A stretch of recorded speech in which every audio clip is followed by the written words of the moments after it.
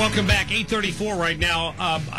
I'm certain, as educated as this audience is, you were paying attention to this story that kind of broke earlier this week about a man down in Arizona who could potentially face jail time for holding a Bible study in his house. The city prosecutor there in Phoenix is the one that did this crackdown, supposedly, and claimed that it was a zoning violation that the man was holding a Bible study, and that was her excuse for shutting him down. I saw that. That's crazy. I mean, now that is just absolutely amazing. We've got a guest with us tonight. Carl Gallups he's a minister, he's an author, he's a conservative talk show host. He's got a book called The Magic Man in the Sky that's available right now, and we can talk more about that in a minute. But Mr. Gallups, thanks for joining us tonight. Hey, Mark, it's my great pleasure to be with you. Well, I appreciate you joining us. Now, you've looked into this situation down there a little more closely than I have at this point.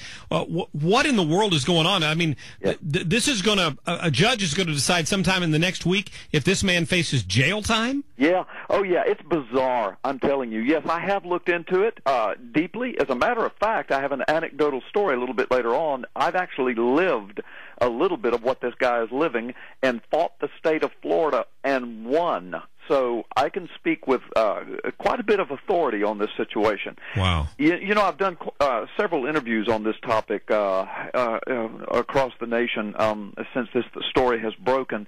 And the bottom line is, you know, I hear people saying, well, this is religious persecution. No, it's not. It's Christian persecution is what it is.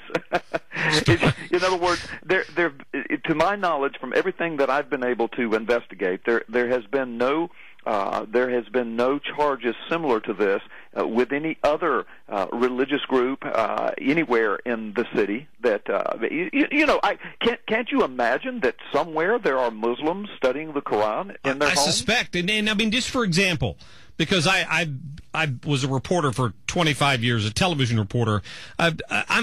I almost find it hard to believe that a legitimate city prosecutor would do this under the guise of some sort of zoning violation, because often those are enforced by administrators of some sort and not the city prosecutor. What brought this gentleman to her attention? Well, you know, I don't really know unless neighbors reported him or something. But look, Mark, I want to read this is her comment from the Fox News report. This is her statement. Listen to what she says. Quote, "It came down to zoning and proper permitting," said Vicki Hill, the chief assistant to the city prosecutor. Quote, "Anytime you're holding a gathering of people continuously, as he does, we have concerns about people being able to exit the facility properly in case there's a fire." And listen to this, Mark. And, quote, "That's really all this comes down to." Well, now, Mark, if that's true, if that's all this comes down to, this guy should win this case hands down. Right. Because, I mean, this is her quote. Because here's the thing, and I know your listeners are extremely educated, and they're bright, and so let's just think this through. All right, so the guy's holding a Bible study. It starts off in his living room. He has 15, 16 people, and police get search warrants, and they burst into his home when he's got 15 people in his living room studying the Bible. Now, that's according to the Fox News report. It escalates from there over a couple of years as he tries to battle this. He says, "Look, I'm just having a Bible study in my living room." Well, you know, Mark, just think about it, you and your audience. Well, what's the difference between that and having 15 people over to watch porn every Friday night, or to have a fantasy football club every Friday night? Which you know happens. Yeah. Absolutely. I mean, that happens every day somewhere. Sure. And so why is it, you know, that he's being singled out? Now, he's an ordained pastor. He owns Mike's Burgers or something like that. He owns a burger joint. Right. He's a businessman. Somebody has zeroed in on this guy who's an anti-Christian, an atheist, or something like that. You know, apparently there's some, and I'm just generalizing, I'm guessing here, but apparently there's some leftist in the government. But listen, here's the deal. When government figures out that it can use, now it's doing it illegally, but when it figures out it can use zoning and safety codes to regulate a church, for example, or a religious gathering, It gathers steam. It gathers power. And what happens is then the government has a tool whereby it can shut down a religious study group or, more exactly, a church. Let me tell you what happened to me, guys. I'm a pastor, 25-year senior pastor in a church in Florida, large Baptist church. And some years back, the state of Florida passed something very similar to what this guy's dealing with in Arizona. It's called Life, Health, Safety Inspection. And the purpose was that they were going to go into public buildings, and they were going to inspect for fire extinguishers and safety exits, et cetera, et cetera. And churches were not exempt. Well, I had some of these inspectors show up at my church one day and said, we're coming into your church, and we're going to inspect your building to see if you have fire extinguishers and safety exits. Well, now, this is a building that's been in use for years. It's a big church. Of course we have all of those things. And I told them, I said, wait a minute. Before you come in, let me ask you something.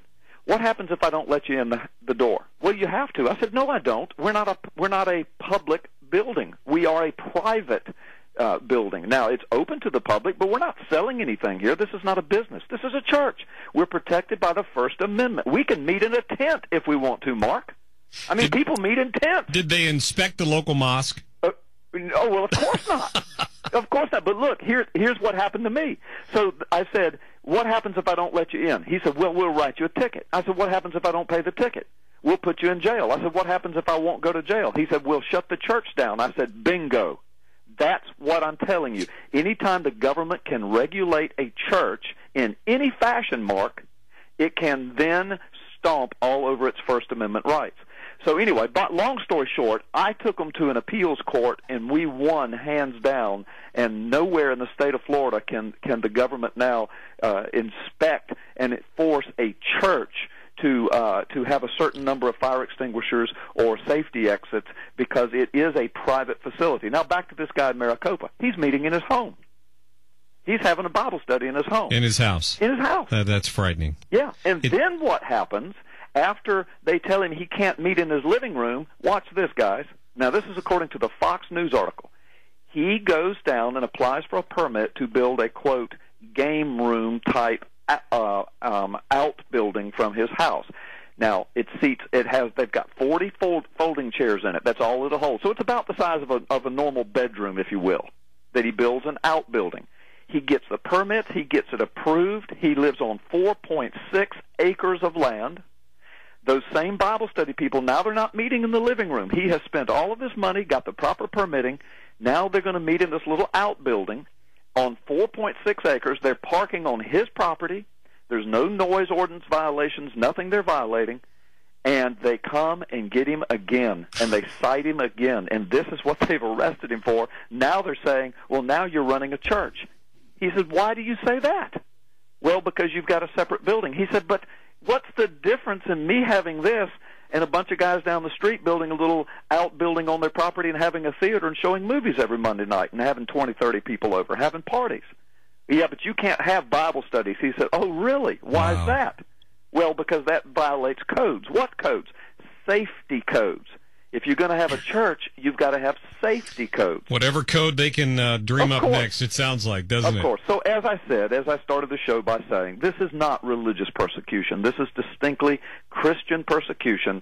And according to the assistant prosecutor, or the chief prosecutor, her assistant, according to this statement in the lead of the article, she says this is all it comes down to, quote, and that's really all this comes down to. If that's true, then he can win this case hands down if he'll get him a good attorney. But right now it looks like he's headed to jail under their laws, and it's an absolute travesty of justice. We'll keep a close eye on that. Carl Gallups, I appreciate you joining us tonight, and I do want to give you a chance to mention your book here. It's called The Magic Man in the Sky. That's available on Amazon, right? Yeah, it's a #1 bestseller on Amazon. It was rave reviewed by the Washington Times just a few weeks ago. The title is The Magic Man in the Sky. The subtitle is Effectively Defending the Christian Faith. It's a sweeping defense of the Christian faith. It's become an international phenomena, and as I said, a #1 bestseller. And you can go to Amazon, just put my name in, Carl Gallups, Gallups. The book will pop up, or just go to carlgallups.com. You can buy it in any bookstore across the nation.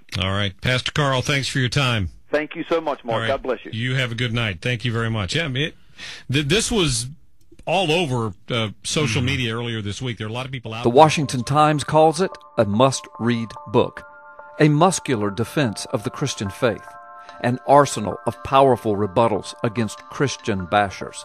Amazon Books calls it a #1 bestseller. I call it blessed and used by the Lord. Considering the times in which we now live, you need this book. Available at Amazon.com and the WND Superstore.